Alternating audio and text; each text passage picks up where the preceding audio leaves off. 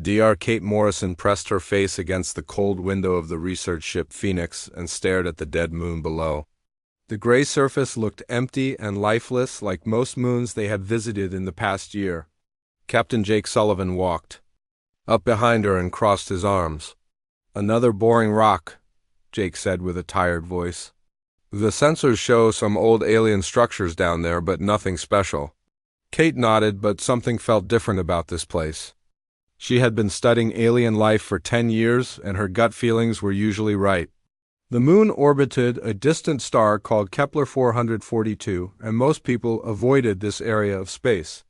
Too far from trade routes and too close to dangerous asteroid fields. "I want to take a team down there," Kate said. "Just for a few hours to check those structures." Jake looked at her like she was crazy. "Kate, we have been flying for 3 months looking for new species, and all we found were some dead plants and broken alien buildings. Command wants us to return to Earth soon. Please, Jake, just one more try. My equipment is picking up some strange energy readings from those crystals down there." Jake sighed and rubbed his forehead. He knew Kate was the best scientist on his ship, and her discoveries had made them all famous. If she wanted to explore one more dead moon, he would trust her judgment. 2 hours later, Kate found herself walking across the moon surface in her protective suit. The gravity was light, and each step made her bounce a little. Behind her walked Pete Collins, the ship's psychologist, and Ryan Torres, the biochemist. They carried scanning equipment and sample containers. The alien structures looked like they had been abandoned for many years. Tall crystal formations grew out of the ground in perfect circles. Kate had seen similar crystals on other worlds, but these ones glowed with a soft blue light. "The energy readings are getting stronger," Ryan said into his radio. "Something big is generating power inside that cave system." They walked toward a large opening in the crystal formation. The cave mouth was big enough for their small shuttle to fly through. As they got closer, Kate heard something that made her stop walking. It was breathing. Slow and heavy breathing coming from deep inside the cave. "Did you guys hear that?" Kate whispered into her radio. Pete and Ryan stopped walking and listened. The breathing sound came again. It was definitely alive and definitely big. "Maybe we should go back to the ship," Pete said. His voice sounded nervous. Kate shook her head. "We came here to find new life. This could be exactly what we are looking for." They walked into the cave slowly with their lights pointed ahead. The crystal walls reflected their lights and made strange shadows dance around them. The breathing got louder as they went deeper. After walking for 10 minutes, they reached a huge open space inside the cave. Kate pointed her light toward the sound and gasped. Lying on the crystal floor was the biggest animal she had ever seen. It looked like a giant cat, but was the size of a small building. Its fur was black and silver, but patches of it were missing. Strange bumps covered its skin, and some of them were leaking a green liquid. The creature opened one massive eye and looked at them. Kate expected it to roar or attack, but instead it just watched them with what looked like sadness. Its breathing was labored, and each breath seemed to cause it pain. "My God," Ryan whispered. "Look at the size of that thing." Kate walked closer, despite Pete trying to grab her arm. The creature did not move or show any sign of aggression. Up close, she could see that it was very sick. The bumps on its skin were some kind of infection, and its eyes had a yellow tint that meant poison in its system. "It is dying," Kate said. She pulled out her medical scanner and pointed it at the creature. The readings made her stomach sick. Whatever was wrong with this animal was very bad. "Kate, we need to get back to the ship and report this," Pete said. "This thing could be dangerous." Kate ignored him and kept scanning. The creature watched her work and seemed to understand that she was trying to help. Its massive head was bigger than her entire body, but it moved slowly and carefully like it did not want to scare her. "The scanner shows multiple parasitic infections." Kate said, "Something is eating this poor thing from the inside." She found some metal pieces near the creature that looked like alien technology. The metal had symbols carved into it that her translator could not read, but she recognized the style. It belonged to the Vorthic Empire, a race of advanced aliens that humans had met only a few times. The Vorthik left this creature here, Kate said. They abandoned it to die. Ryan walked over to examine the metal pieces. These look like medical devices. Maybe they tried to treat it and failed. Kate felt angry. The Vorthak were supposed to be one of the most advanced races in the galaxy. How could they just leave this magnificent creature to suffer alone on a dead moon? The creature made a soft sound that was almost like a purr. Kate looked into its eyes and saw intelligence there. This was not just an animal. It was aware and thinking and probably scared. We have to help it, Kate said. Pete shook his head. Kate, be realistic. That thing weighs probably 50 tons. How are we supposed to move it? And we do not know anything about its biology. Then we learn, Kate said firmly. We are scientists. This is what we do. She spent the next hour taking detailed scans of the creature. Her equipment showed that the parasites were unlike anything in her database. They seemed to adapt and change every few minutes, making them almost impossible to kill. No wonder the Vorthak had given up, but Kate had not given up. She never gave up on any living thing that needed help. When they returned to the ship captain, Jake Sullivan listened to their report with growing concern. The creature was too big to bring aboard and too sick to move. Any attempt to help it would mean staying on this moon for weeks or maybe months. Command will not be happy about this delay, Jake said. Kate looked at him with determination. Jake, this could be the discovery of our lifetime. A new species that forms bonds with advanced aliens. We cannot just leave it here to die. Jake thought about it for a long time. Finally, he nodded. Okay, Kate, we stay and try to help your giant cat. But if this goes wrong, it is on your head. Kate smiled and started making plans. She did not know how they would save the creature, but she knew they had to try. Something about those intelligent eyes had touched her heart. No living thing should die alone and abandoned. Kate spent 3 days setting up a research camp inside the Crystal Cave. The crew of the Phoenix worked hard to bring down medical equipment and computers. They built a small shelter near the dying creature and ran power cables from their ship. The giant cat watched everything they did with curious eyes. Dr. Pete Collins set up his psychological analysis equipment and started studying the creature's behavior. He noticed that it became more alert when humans were nearby and seemed calmer when they talked to it. The beast never tried to hurt anyone, even though it was clearly in great pain. This is not normal animal behavior, Pete told Kate as they sat in their shelter drinking coffee. Most sick animals become aggressive or hide from strangers. This one seems to want our company. Kate nodded and looked at her latest test results. The parasites were even stranger than she first thought. They changed their structure every time she tried a different treatment. It was like they could think and adapt to whatever medicine she used against them. I found something interesting. In the Vorthak metal pieces, said Ryan Torres as he walked into the shelter. He carried a small tablet computer that showed alien symbols. Our translation program finally cracked some of their language. Kate and Pete gathered around the tablet.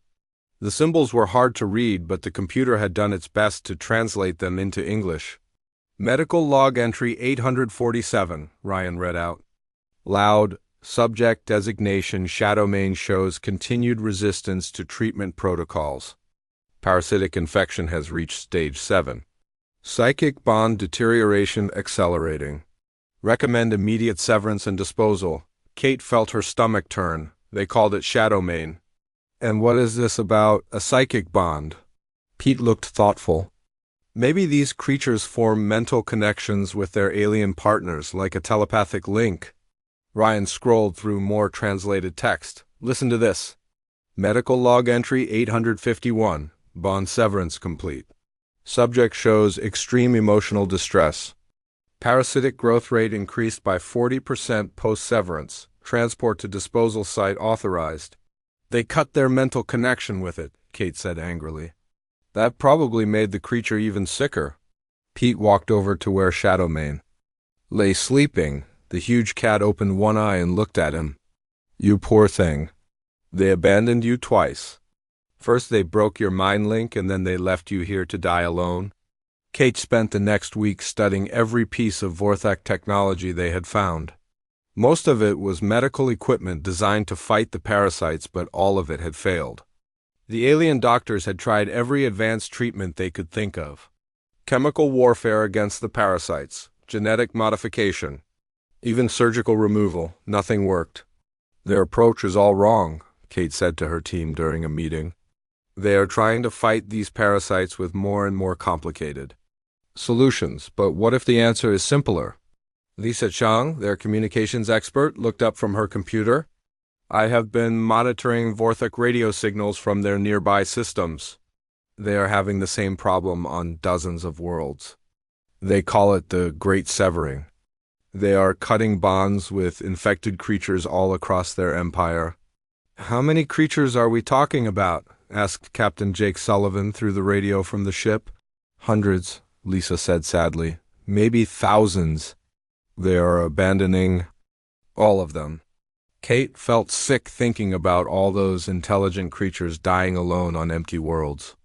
The Vorthak were supposed to be enlightened and advanced, but they gave up on their companions the moment things got difficult. She walked over to Shadowmane and sat down next to its massive head. The creature looked at her with those intelligent eyes. Kate reached out slowly and touched its fur. It was soft despite the patches where infection had caused hair loss. I will not give up on you, she whispered. I promise. Shadowmane made a soft rumbling sound deep in its chest. Kate had heard house cats make similar sounds when they were content. Despite its pain, the creature seemed to appreciate her presence. Dr. Pete Collins had been studying the psychological effects of the bond severance. He set up monitors that could measure stress hormones in Shadowmane's blood. What he found surprised everyone. The creature's stress levels drop significantly when humans are nearby, Pete announced to the team. But look at this. When we leave it alone for more than a few hours, the stress spikes and the parasites become more active. Kate studied the charts on Pete's computer. The correlation was clear. Emotional distress was feeding the parasites somehow. They grew stronger when Shadowmane felt abandoned or afraid. That explains why the Vorthak treatments failed, Kate said excitedly. They were only treating the physical symptoms. They ignored the emotional damage caused by breaking the psychic bond. Ryan Torres had been analyzing the parasites under a microscope. These things are not entirely biological, he reported. They have some kind of synthetic components, like they were designed in a laboratory. Designed for what purpose? Asked Captain Jake. To cause maximum suffering, Ryan said grimly. They respond to stress hormones and use them as an energy source. The more pain and fear the host feels, the stronger the parasites become. Kate felt a chill run down her spine. Someone had created these parasites as a weapon, not just to kill but to torture. The Vorthak creatures were being used as test subjects for some kind of horrible experiment. We need to find out who is behind this, Kate said. But first we need to save Shadowmane. Pete suggested something that sounded crazy but made sense. What if we try to form our own bond with the creature? Not psychic like the Vorthak, but emotional. Give it the companionship it needs to heal? How do we do that? Asked Lisa. The same way humans bond with animals on Earth, Pete said. We spend time with it, we talk to it, we show it that it is not alone. Kate liked the idea. She organized a schedule where someone would always be with Shadowmane. They took turns sitting beside the creature and talking to it.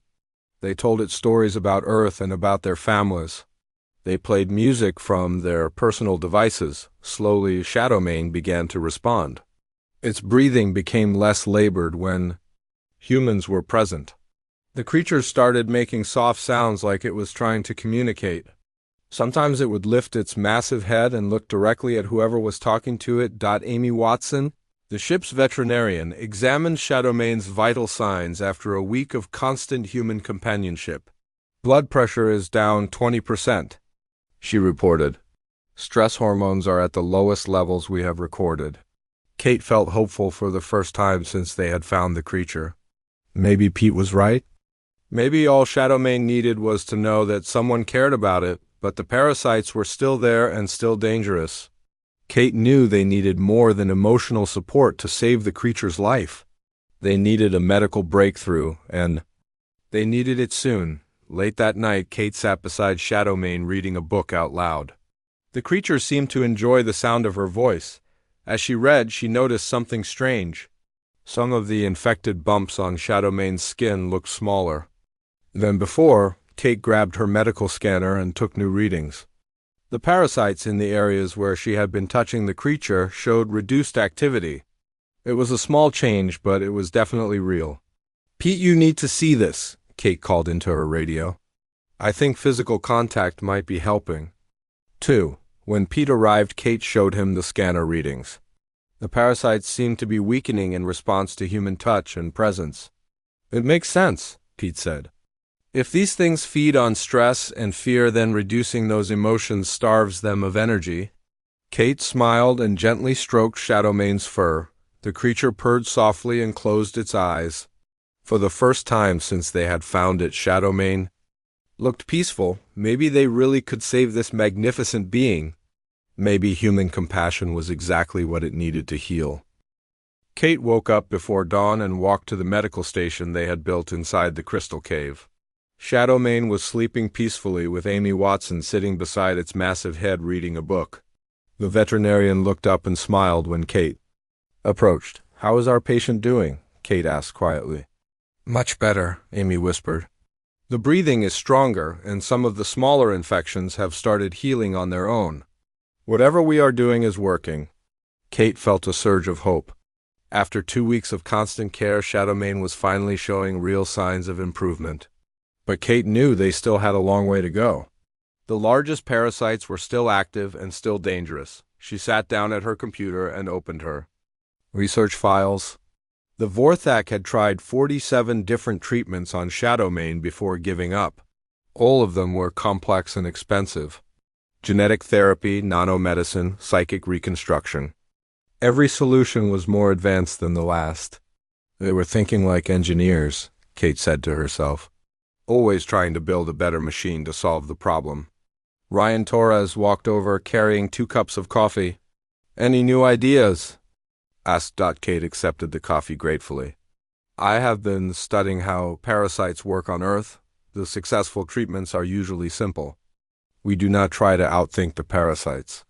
We help the host's natural immune system do its job." "But Shadowmane is an alien," Ryan pointed out. "We do not know how its immune system works." "Actually, we do," Kate said excitedly. She pulled up a chart on her computer screen. "Look at these blood tests. Shadowmane's immune response is very similar to mammals on Earth. The basic principles are the same." Ryan studied the charts.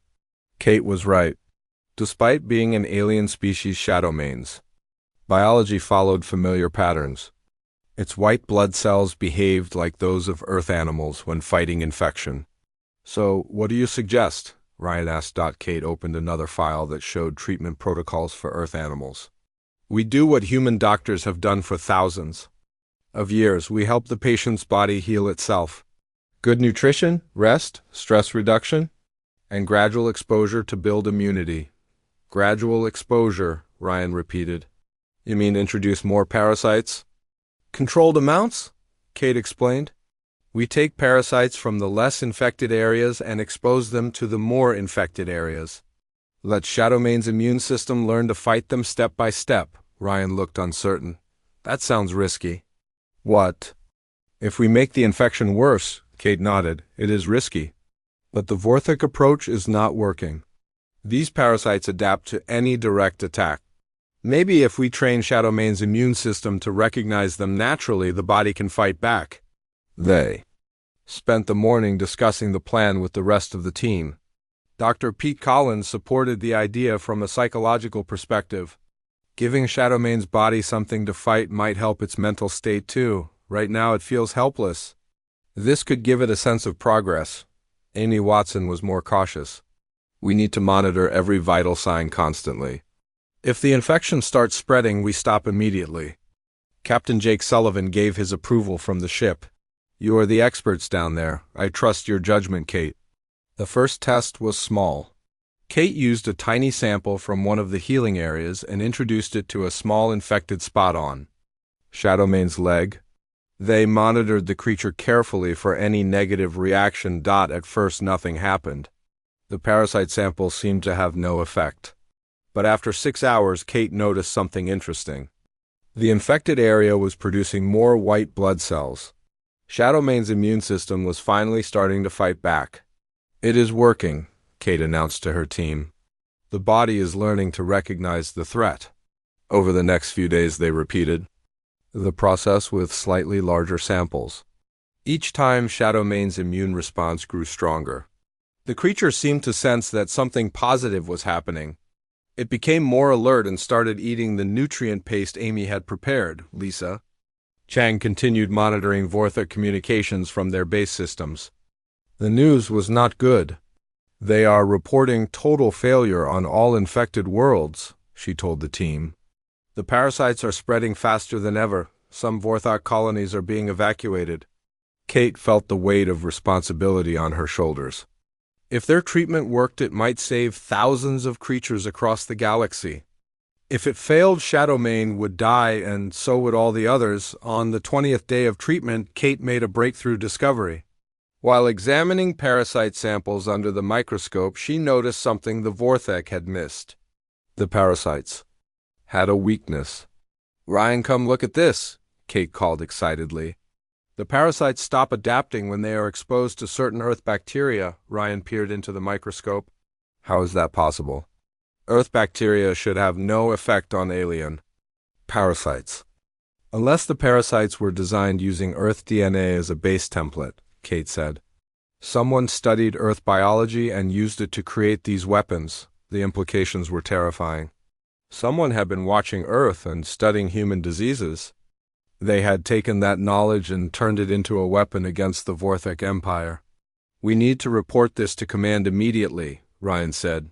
Kate shook her head. "Not yet. First we use this knowledge to save Shadowmane. Then we worry about who created these things." She began introducing controlled amounts of Earth bacteria into Shadowmane's treatment. The effect was immediate and dramatic. The parasites stopped adapting and began dying off in large numbers. Shadowmane's immune system suddenly had the upper hand. The creature seemed to sense the change. It lifted its massive head for the first time in weeks and made a sound that was almost like a roar of triumph. Amy Watson laughed with joy and patted Shadowmane's nose. "That is the sound of a fighter," Amy said. "This big cat is not giving up." Carl Davis, their engineer, had been working on improving Shadowmane's living conditions. He installed heating elements to keep the cave warm and set up speakers to play Earth music. The creature seemed to enjoy classical compositions, especially pieces with string instruments. "Music therapy," Pete observed. "Even alien cats appreciate good music." As Shadowmane's health improved, its personality began to emerge. The creature was curious about everything the humans did. It watched them work with intense interest and seemed to understand that they were trying to help. When team members approached, it would make soft, welcoming sounds. Kate noticed that Shadowmane had begun responding differently to each team member. With Amy, it was playful and gentle. With Pete, it was calm and attentive. With her, it showed something that looked almost like gratitude. "I think it is forming individual relationships with each of us," Kate told Pete during one of their evening discussions. "Not a psychic bond like with the Vorthak, but something purely emotional." Pete nodded. "Humans excel at forming emotional connections across species barriers. We have been doing it with animals for thousands of years. Dogs, cats, horses. We make friends easily." The healing process accelerated as Shadowmane's emotional state improved. The creature began moving around the cave more often. It would stretch its massive limbs and test its strength. The infected areas continued shrinking day by day. After a month of treatment, Kate ran comprehensive medical scans. The results were beyond her best hopes. Shadowmane was not just surviving, it was thriving. The parasite infection had been reduced by 70%, and the creature's vital signs were stronger than ever. "We did it," Kate announced to the team. That evening, "Shadowmane is going to live." The creature seemed to understand their celebration. It lifted its head and made a deep rumbling sound that filled the entire cave. For the first time since they had found it, Shadowmane looked truly alive, but Kate knew their work was far from over. Word of their success would eventually reach the Vorthic Empire and other alien civilizations. Everyone would want to know how humans had succeeded where advanced technology had failed. Kate looked at Shadowmane resting peacefully in its crystal cave. The magnificent creature had taught them something important about healing. Sometimes, the most powerful medicine was simply refusing to give up on someone who needed help. The galaxy was about to learn that humans had a special gift for fixing things that others considered broken beyond repair. 3 months after beginning treatment, Shadowmane stood up for the first time since they had found it. The massive creature rose slowly to its feet and stretched muscles that had been unused for too long. Kate watched in amazement as Shadowmane took its first steps around the crystal cave. "Look at the size of those paws," Amy Watson said in wonder. Each of Shadowmane's feet was bigger than a dinner table, but the creature moved with surprising grace. Despite weighing several tons, it walked quietly across the crystal floor. Carl Davis had spent weeks modifying the Phoenix's medical bay to accommodate their enormous patient. He installed reinforced floors and expanded the ceiling to create a space where Shadowmane could stand comfortably. The engineer also added full-spectrum lighting that mimicked natural sunlight cycles. "Environmental factors are crucial for healing," Carl explained to Kate as they watched Shadowmane explore its new surroundings. "This creature evolved under specific light and temperature conditions. We need to recreate those as closely as possible." The results were immediate. Shadowmane's energy levels increased dramatically once it had access to proper lighting. The creature's fur began growing back in the areas where infection had caused hair loss. Its eyes became brighter and more alert. Dr. Pete Collins continued his behavioral studies with growing fascination. Shadowmane displayed intelligence that went far beyond simple animal instincts. The creature learned the daily routines of each team member and would position itself to greet them at specific times. "It knows when Amy comes to check its vitals," Pete observed, "and it gets excited when Kate approaches with the music player." This level of social awareness suggests cognitive abilities similar to great apes or dolphins. Kate had discovered that Shadowmane responded strongly to classical music from Earth. Pieces by Mozart and Bach seemed to calm the creature, while faster compositions by Vivaldi made it more playful. She began using music therapy as part of the daily treatment routine. The mathematical patterns in classical music might resonate with its neural structure, Kate theorized. Many intelligent species show similar responses to organized sound frequencies. Ryan Torres made another important discovery while analyzing Shadowmane's blood samples. The creature's immune system had not only defeated the parasites but had developed permanent resistance to them. "The antibodies are stable and self-replicating," Ryan reported excitedly. "Shadowmane is now immune to reinfection. More importantly, we might be able to synthesize these antibodies to treat other infected creatures." This breakthrough changed everything. Kate realized they were not just saving one creature, but potentially developing a cure for the entire parasite epidemic plaguing the Vorthic Empire. Lisa Chang had been monitoring communications from Vorthok space, and the news continued to be grim. "3 more colonies have been evacuated," she reported. "They are running out of places to relocate the infected creatures. Some Vorthok leaders are calling for mass extermination to stop the spread." Kate felt sick at the thought of thousands of magnificent creatures like Shadowmane being killed because their alien partners had given up hope. She worked harder than ever to perfect the treatment protocols. The real test came when a meteor storm hit the moon's surface. The Phoenix's sensors detected incoming debris, but Shadowmane reacted first. The creature's enhanced senses picked up vibrations that human equipment missed. Shadowmane moved to shield the research team from falling rocks that would have seriously injured them. "It saved our lives," Nick Parker said in amazement. The crew member had been standing directly in the path of a large meteorite when Shadowmane knocked him to safety with one massive paw. "Captain, Jake Sullivan reviewed the sensor data from the ship. Shadowmane detected those rocks 30 seconds before our instruments did. Those senses are incredible. Pete Collins was fascinated by the protective behavior. The creature has extended its social bonds to include our entire team. In its mind, we are part of its family group now.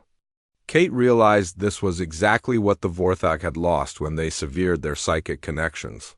Not just communication, but the deep emotional bonds that made these creatures such loyal companions. Humans had achieved something similar through pure emotional connection. As Shadowmane's health continued improving, its personality became more evident. The creature was naturally curious and playful. It enjoyed games that the team invented, like hiding objects for it to find or teaching it simple commands. Shadowmane learned quickly and seemed to take pride in pleasing its human friends. Amy Watson documented remarkable healing progress. Parasite infection is down to less than 5%, she announced during a team meeting. Muscle mass has increased by 40%. All vital signs are in normal ranges for a creature this size. But the most dramatic change was in Shadowmane's emotional state. The creature that had been dying of loneliness when they found it now radiated contentment and joy. It would purr loudly when team members approached and seemed to smile in its own feline way. Carl Davis completed his modifications to the ship's living areas. "I have created a permanent space for our big friend," he announced proudly. Climate controlled with entertainment systems and room to exercise. The team had grown so attached to Shadowmane that no one questioned the decision to make it a permanent crew member. The creature had become part of their family in a way that surprised everyone. Kate began documenting their treatment methods and detailed reports. She knew that other human medical teams would need this information to help infected creatures throughout the galaxy. The protocols they had developed combined advanced medical science with simple, compassionate care. "The key is treating the whole being," Kate wrote in her notes. "Physical symptoms, emotional trauma, environmental needs, and social connections. You cannot heal one without addressing all the others." Word of their success began spreading through unofficial channels. Human colonies in nearby systems requested copies of the treatment data. Some Vorthak officials who had heard rumors sent cautious inquiries about human medical capabilities. Shadowmane seemed to sense that it had become important, beyond just their small team. The creature would position itself near Kate when she worked on her reports, as if it understood that its recovery might help others like it. The breakthrough moment came when Ryan successfully synthesized Shadowmane's antibodies in the ship's laboratory. "We can mass-produce the cure," he announced. "Any infected creature can be treated with synthesized antibodies combined with the emotional support protocols." Kate felt tears in her eyes as she watched Shadowmane playing with a ball Carl had made for it. The creature that had been abandoned to die alone was now the key to saving its entire species. The irony was not lost on her that human compassion had succeeded where Vorthak technology had failed. Late that night, Kate sat with Shadowmane as it rested in its new living space. The creature's breathing was deep and peaceful. Its fur had grown back thick and lustrous. The infected bumps were gone, and its eyes were bright with intelligence and affection. "You are going to help us save your brothers and sisters," Kate whispered as she stroked the creature's massive head. "Everyone who gave up on you is going to see what they missed." Shadowmane purred softly and gently touched Kate's hand with one enormous paw. The gesture was so human-like that Kate laughed despite her tears. This magnificent being had taught them that healing required more than medicine. It required hope, patience, and the simple belief that every life was worth saving. The galaxy was about to learn that sometimes the most advanced cure was an ancient one: love. The Vorthak delegation arrived 6 months after Kate first discovered Shadowmane dying in the Crystal Cave. 3 sleek alien ships appeared in orbit around the moon and requested permission to land. Captain Jake Sullivan was nervous about the meeting, but Kate insisted they had nothing to hide. Ambassador Helen Foster joined the Phoenix crew for the first contact.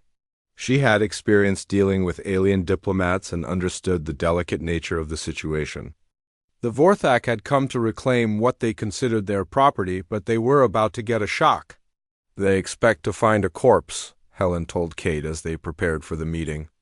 According to their records, all infected creatures die within 4 months. They probably think we are lying about the cure. Kate smiled as she watched Shadowmane playing with Nick Parker in the ship's cargo bay. The massive creature was gently batting at a ball while Nick laughed and dodged its enormous paws. The scene would have been impossible to imagine when they first found the dying animal. The Vorthak delegation consisted of 3 tall, gray-skinned aliens wearing elaborate robes. Their leader introduced himself as High Healer Vexler through a translation device. His voice was cold and mechanical, but Kate could see surprise in his large black eyes when he saw Shadowmane. "This is impossible," Vexler said in accented English. "The creature should be dead. Our most advanced treatments failed to stop the parasite infection." Shadowmane approached the Vorthak delegation slowly. Kate held her breath, wondering how the creature would react to seeing its former masters. To her amazement, Shadowmane showed no anger or fear. Instead, it sat down peacefully and watched the aliens with calm curiosity. "Shadowmane remembers you," Kate said to Vexler, "but it does not seem to hold grudges." Vexler studied the creature with obvious confusion. The designation was Companion Unit 7 Alpha. It formed symbiotic bonds with Healer, cast members for 347 standard years before infection. When bond severance was completed, the unit became unstable and dangerous. Kate felt anger rising in her chest. "You mean when you abandoned it?" "Shadowmane became sick because you cut your emotional connection and left it to die alone." "Emotional considerations are inefficient," another Vorthak delegate said coldly. "Infected units drain resources and serve no productive purpose. Disposal is the logical choice." Amy Watson stepped forward with Shadowmane's medical records. "Your logic is flawed. This creature is healthier now than your records indicate it ever was. The infection is completely gone and its immune system is stronger than before." Vexler examined the medical data with growing amazement. "These readings are impossible. No known treatment can eliminate stage 7 parasite infection. What technology did you use?" "No special technology," Kate replied. "We used medicine, nutrition, environmental care, and most importantly, companionship. We treated Shadowmane like a living being instead of a broken machine." The Vorthak delegation looked confused by her explanation. Pete Collins joined the conversation with his psychological analysis reports. "Your people severed emotional bonds to protect yourselves from trauma? But those bonds were exactly what the creatures needed to heal. The parasites fed on stress and abandonment." "Emotions are weakness," Vexler stated flatly. "They cloud judgment and reduce efficiency. Our treatments focused on eliminating the parasites through direct intervention." Ryan Torres presented his research on the parasite structure. The parasites were designed to exploit emotional trauma.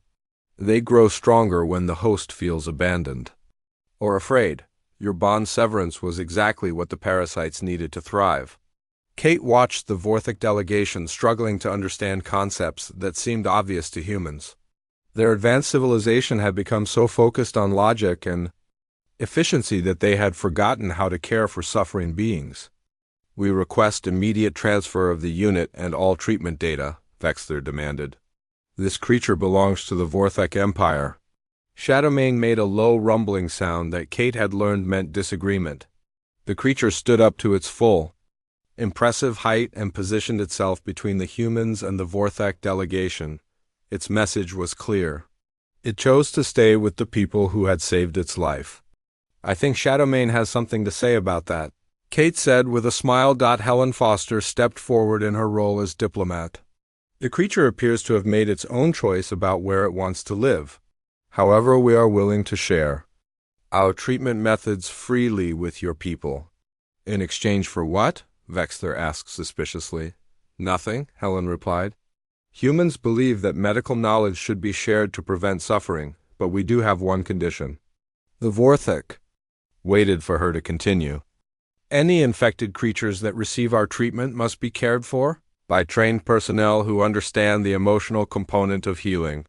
We will not give you the cure just so you can continue abandoning sick beings.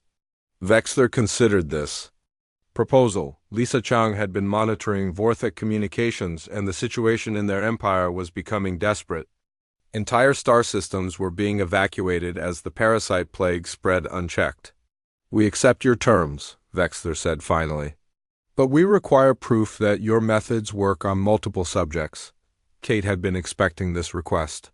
We are prepared to establish treatment centers throughout your territory. Human medical teams will work alongside your healers to demonstrate proper care protocols. The negotiations continued for several days.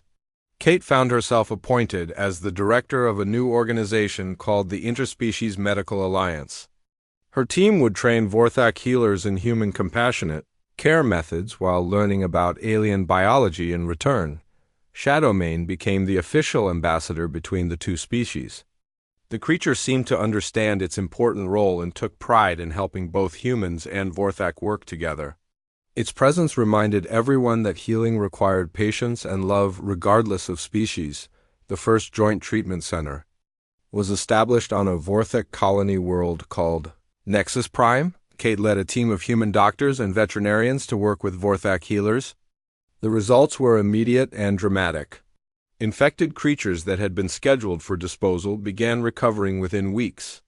The key is never giving up, Kate explained to a group of Vorthak medical students. Every being deserves a chance to heal regardless of how hopeless the situation appears. The Vorthak were slow to learn emotional healing methods but gradually began to understand.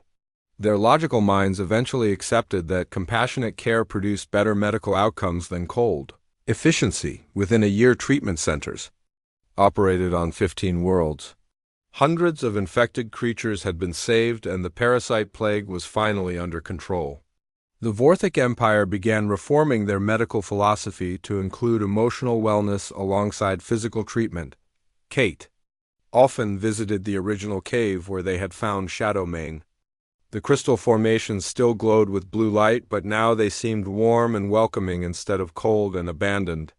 A memorial plaque honored all the creatures who had died before humans arrived to help. Shadowmane divided its time between human research vessels and Vorthak colonies. The creature had become a living symbol of successful cooperation between species. Young Vorthak, who had never known the joy of bonding with companion creatures, learned from Shadowmane that relationships required commitment through good times and bad. The investigation into who had created the parasites led to disturbing discoveries. The bioweapons had been designed by a rogue faction that wanted to destroy the bond between Vorthak and their companion creatures. By making the bonds toxic, they hoped to weaken Vorthak society from within, but their plan had backfired. Instead of destroying the bonds, the crisis had brought humans and Vorthak together. The alliance formed to fight the parasite plague grew into a broader partnership for medical research and humanitarian aid throughout the galaxy. Kate stood on the observation deck of the Phoenix watching Shadowmane play with a group of young Vorthak on the planet below. The massive creature was gentle with the small aliens who climbed on its back and pulled its whiskers. Their laughter carried across the communications channel. You did more than just survive, Kate whispered. You taught an entire civilization how to love again. Captain Jake Sullivan joined her at the window. Any regrets about taking that detour to explore one more dead moon? He asked with a grin. Kate smiled as she watched Shadowmane teaching the young Vorthak how to play hide and seek among the crystal formations. The creature that had been abandoned to die alone was now surrounded by friends from two different worlds. Best decision we ever made, Kate replied. Sometimes the most important discoveries happen when you refuse to give up on something everyone else considers hopeless. The galaxy had learned that advanced technology meant nothing without compassion to guide it.